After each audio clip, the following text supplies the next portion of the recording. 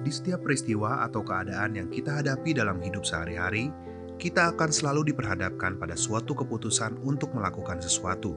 Hal tersebut adalah fakta dan realita hidup sehari-hari yang tidak bisa kita hindari. Dari sejak membuka mata di pagi hari saja, hidup kita sudah diperhadapkan dengan beberapa pilihan. Ada sebagian mengambil keputusan untuk berdoa, ada sebagian orang lain mengambil keputusan untuk mandi. Itulah fakta dari kehidupan sehari-hari yang harus kita terima. Begitu juga dalam menghadapi berbagai peristiwa, situasi, dan keadaan. Keputusan kita sangat menentukan bagaimana kita melewati sebuah peristiwa hidup dengan baik atau dengan buruk. Berikut ini adalah keputusan-keputusan yang bisa kita pilih ketika berada di dalam suatu peristiwa tertentu. Yang pertama adalah kita menjadi bagian dari solusi atas situasi yang ada. Mengambil keputusan untuk menjadi bagian dari orang yang menjadi solusi akan membuat kita banyak melakukan pengorbanan. Tenaga dan pemikiran sudah pasti akan terkuras. Tetapi percayalah, pengorbanan kita untuk menjadi solusi bagi setiap permasalahan tidak akan pernah sia-sia. Karena prinsip dari pengorbanan pasti akan menghasilkan sesuatu. Mungkin kita tidak melihat hasilnya secara instan, tetapi cepat atau lambat, hasil yang terbaik pasti akan datang. Keputusan ini juga menuntut ketekunan untuk tetap bertahan di situasi yang sulit dan rumit. Biasanya ada rasa ingin menyerah yang muncul. Tetapi selama kita terus mempertahankan ketekunan, maka setiap rasa ingin menyerah akan tergantikan dengan semangat yang baru. Semangat untuk menjadi solusi tersebutlah yang akan menciptakan pengharapan dan titik terang untuk dapat dimasuki bersama. Semakin kita bertekun dan tidak menyerah, maka kita akan menjadi pribadi yang matang dan mahir untuk melewati peristiwa apapun. Dengan demikian, keberadaan kita akan menjadi sangat dinanti-nantikan oleh orang banyak. Yang kedua adalah menjadi bagian dari orang-orang yang acuh tak acuh dengan situasi yang ada dan membiarkan dia lewat begitu saja. Kita juga bisa mengambil keputusan untuk cuek, tidak mempedulikan apa yang sedang terjadi di sekitar kita. Namun yang terjadi justru kerugian ada di dalam pihak kita, karena kita akan selalu menjadi orang yang hidup tanpa merasakan beban dan tanggung jawab.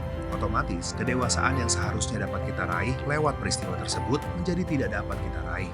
Jadi, mengambil keputusan untuk acuh dan cuek terhadap peristiwa apapun akan justru merugikan diri kita sendiri. Yang ketiga adalah menjadi bagian dari orang-orang yang justru memperkeruh keadaan yang sudah ada. Jika kita mengambil keputusan ini, sungguh keterlaluan, karena kita justru memperkeruh suasana yang ada. Biasanya, orang-orang yang mengambil keputusan ini memiliki maksud dan tujuan tertentu di baliknya. Biasanya untuk keuntungan pribadi. Keuntungan tersebut bisa berupa uang, posisi, jabatan, atau mencari muka agar dapat dipromosikan ke dalam jabatan tertentu. Kehadiran orang seperti ini di berbagai peristiwa biasanya menimbulkan banyak korban yang berjatuhan. Orang ini akan rela memfitnah, menipu, dan melakukan cara yang haram lainnya demi mendapatkan keuntungan di balik situasi tersebut. Dan yang keempat adalah menjadi bagian dari pembuat onar dan mencetuskan masalah dari situasi yang ada. Tipe yang seperti ini adalah yang paling parah. Justru kitalah yang menjadi biang kerok dari permasalahan yang ada. Jika hal ini yang terjadi, maka tidak ada cara lain selain mengambil keputusan untuk sadar secepatnya. Karena biasanya orang yang menjadi biang kerok akan cenderung mempertahankan kebenarannya sendiri. Dia akan merasa paling benar dan tidak mempedulikan orang lain. Akibatnya orang seperti ini tidak akan pernah menerima nasihat dari siapapun. Dan ia baru sadar jika sudah mengalami sesuatu yang sangat buruk dan merugikan dirinya. Bisa saja kesehatan fisiknya terganggu atau hal-hal buruk lainnya. Oleh karena itu, sebelum semuanya itu terjadi, alangkah baiknya jika kita menyadari bahwa kita adalah biang kerok dari permasalahan, maka kita dengan besar hati meminta maaf dan mengganti atau memperbaiki setiap kerugian yang diakibatkan oleh perilaku kita.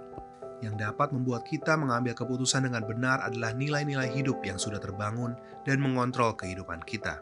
Meski banyak orang yang berpikir bahwa keputusan yang kita buat seringkali ditentukan oleh kondisi emosional kita, tetapi orang-orang lupa bahwa kondisi emosi yang kita miliki juga ditentukan oleh nilai-nilai hidup yang kita punya. Jadi pastikanlah kita menerima dan menyimpan nilai-nilai hidup yang hakiki dan juga yang luhur. Setiap keputusan yang kita ambil harus selaras dengan suara hati nurani kita yang murni. Dengan demikian, diri kita akan memberikan solusi.